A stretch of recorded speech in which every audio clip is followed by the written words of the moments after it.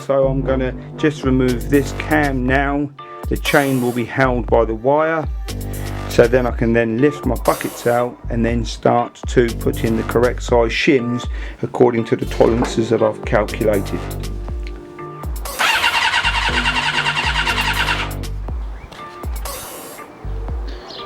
So at the moment I can see that there's fuel leaking out the bottom somewhere.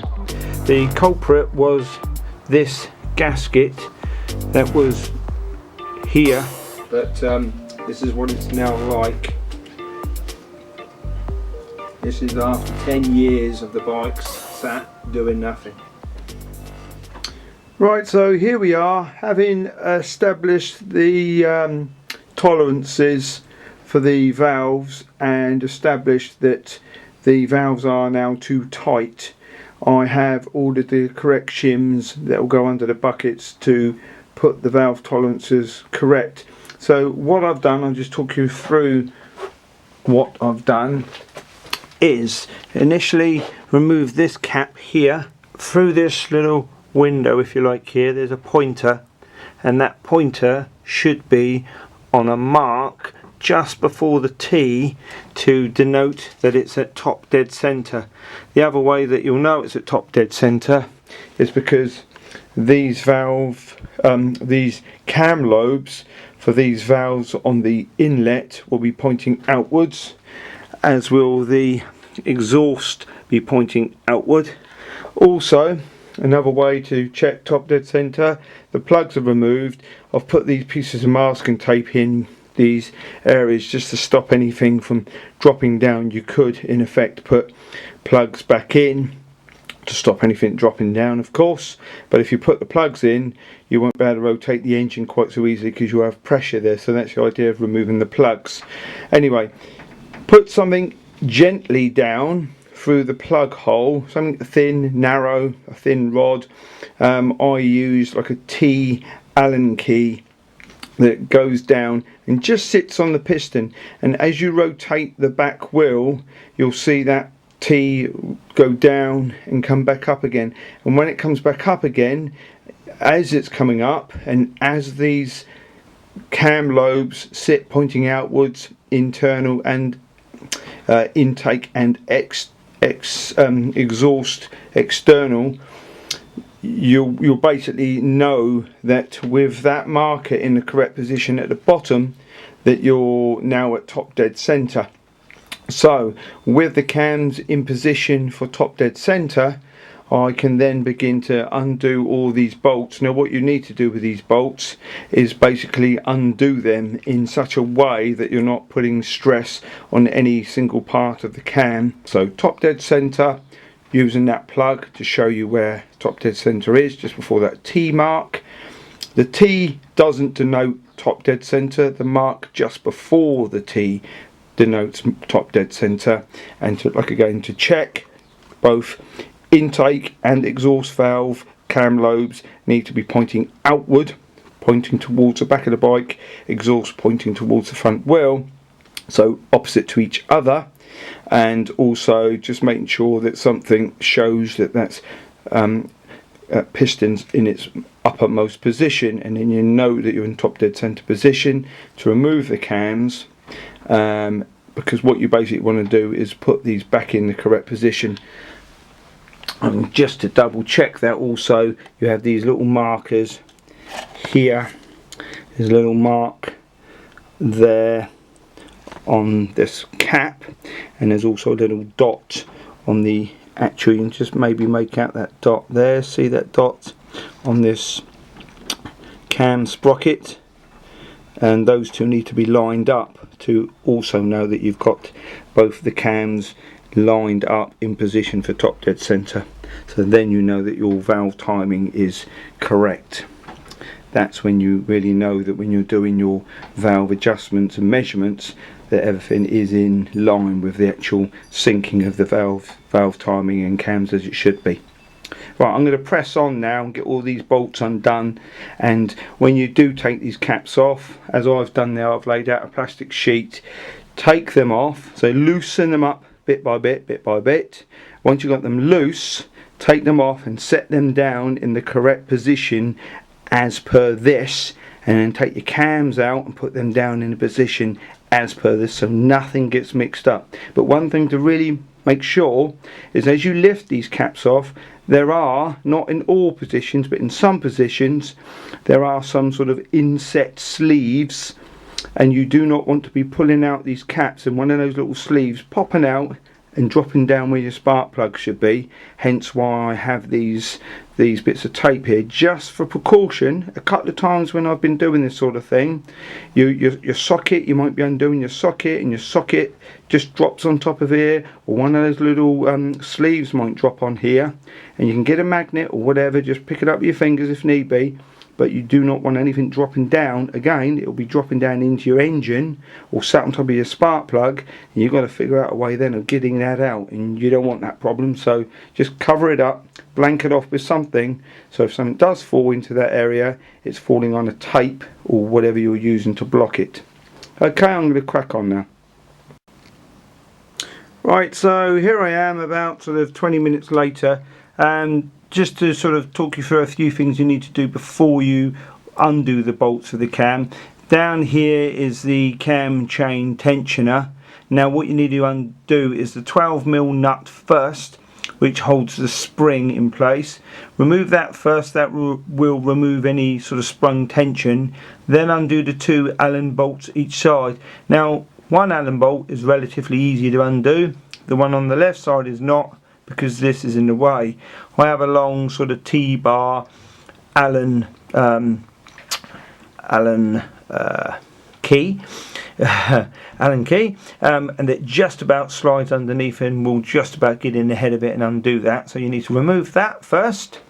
Also, this is the cam chain tensioner at the front, which is just a slide that goes into here. Just use a flat-headed screwdriver gently on this edge to gently sort of prise it open. Don't come in the front, because the front bit, if you damage it, is where the chain runs up, and obviously if you did burr anything off of this bit, at least it's only sliding down into here, it's not where the chain is running up and down. So yeah, just gently sort of get a flat in here and prise it up. Once you get it to a point, you can then sort of wiggle it and the whole thing slides out of the guide. So that needs to come out. Then, so cam chain tensioner at the front, cam chain tensioner at the back.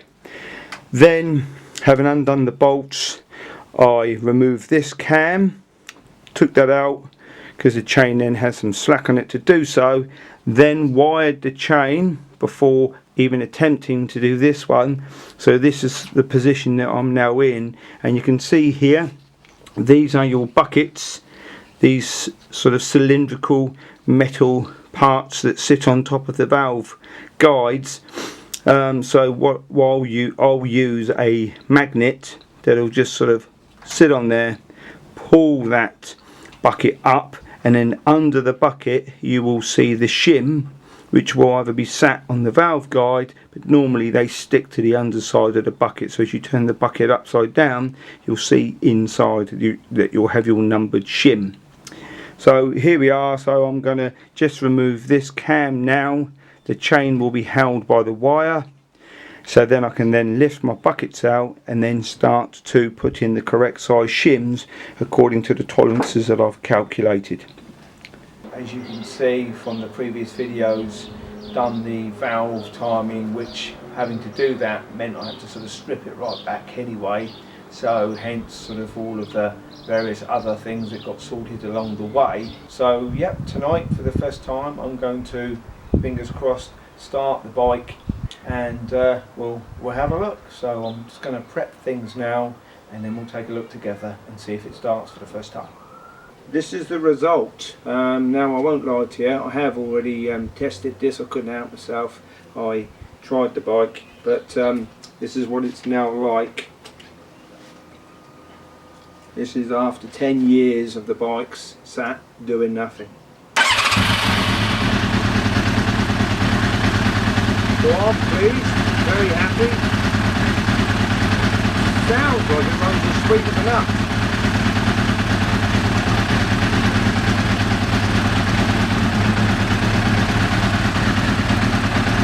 I Can't really hear the bike missing at all, which is good news. Obviously, having done the valve clearances, that's going to help. Next thing to do is check for the balancing of the carbs and tweak those, but it sounds pretty good, to be honest. Let's just have a quick recap of what I've done so far. So pretty much every bearing, every moving part has been removed and greased.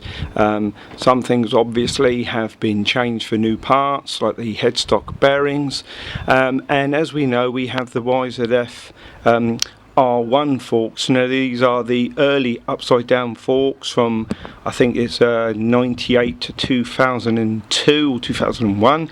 So I had a little bit of issue with these because I did initially think that I was going to be able to use my original brakes and discs, but I can't because of the way they mount. So we do have the R1 blue spots on here, and also I've got the 200 and I think they're 98mm discs, so the originals are 320s, and to work with those blue spots you need the original size discs, obviously to mount on my original wheels, but to work with the blue spot brakes. So those discs I believe came off of a Yamaha, a TDM I think it was, but a lot of older Yamahas have those 298mm discs and fit onto the same wheel sort of bolt spacing as this bike, the YZF750R. So yeah, like I say, that's the R1 forks, which weren't too much trouble, so that's part of the sort of project really. And then obviously the rear end was a bit of a problem. Now the rear shock, as we know, was completely shot on this, and this now has a GSXR 1000 rear shock. Now I believe this is off of a 2004 model, but yeah, that shock fits well, but I did have to do some modifications. I had to elongate the bars, basically, that the linkage bars underneath the dog bones as they call them. So I manufactured my own there and got that set to how I want it to be. Now I don't know how it's going to handle yet on the road under performance, but hopefully, you know, we have some adjustability within the rear shock to be able to iron out any issues there with the rear shock. So yeah, obviously I've pretty much cleaned and polished almost every area. What I didn't do is, as I said before, with the engine was very furry. Now what I have done is spray a lot of WD-40 over this engine and just sort of brush it back and just try and keep it clean, but it's not going to be polished, it's not going to be resprayed. Obviously the fairing covers most of it, but I just wanted to get rid of any sort of ugly eyesore parts. We know the tank we had massive issues with internally. Externally that tank is very nice, and I love the original paintwork, and you can probably appreciate in the sunlight today, although the sun's gone in behind some clouds as we speak, that paintwork with its pearlescence is lovely. But inside that tank we've had a lot of rust issues. It was almost to the point where the tank would have to have been ditched, but I've managed to rescue it with epoxy resin lined inside and replaced the fuel pump, which was shot, with an FZR600 Foxeye fuel pump, which is exactly the same fuel pump as on this YZF750R. Recovered the seats, exhaust, which is the fibre exhaust, had a little crack, we repaired that. Sprayed the wheels, changed the discs front and back. This rear caliper, I had to pop the pistons out, change the seals, resprayed the caliper. There's a new disc, like I say, on there. Obviously it's got new pads with that caliper now, and that's all been bled and good. And like I say, the wheel bearings have been changed. We've got new tyres on front and rear, new chain and sprocket, so a DID chain with new sprockets front and rear. I haven't done much other than clean that swing arm. I was lucky, like I say, with Yamaha being such high build quality at this particular time of their manufacturing, that you find a good bike and you clean it and it comes up lovely, and apart from sort of steel nuts and bolts, all of the aluminium on this bike is really in nice nick. I mean, just look at that frame, that's just cleaning with a bit of WD-40 on a rag. So those cables that you see, well, they're not cables actually, they're tubes, they're just the balancing tubes. I am going to cut these short and blank them off. I just left them long for the ease of me balancing the carbs. When I did that, I'll lose these bungs eventually, these crash bungs, because I just don't like the look of them, they stick out of the fairing. But for now, for testing, obviously it's a good idea to leave crash bungs on there when testing, just in case. Touch wood, nothing happens, but just in case. So yeah, a lot of cleaning, a lot of polishing. Front end, rear end, sort of shocks and suspension have been changed and sorted, and oil has been replaced in those R1 forks. So yeah, over a lot of time. This bike I acquired back in February on a cold winter's day, and I've spent quite a few hours now getting it to this stage, and hopefully today we will find out if the bike runs and runs properly and mechanically has no issues. I'm praying that gearbox and clutch work just fine, and really it's just then about putting the fairings back on. I have to do a few crack repairs to the fairings, but overall they're in good condition. I have no intention of respraying those. So yeah, let's get on and do that testing and see how we go with that. Thanks for watching Dino's Garage.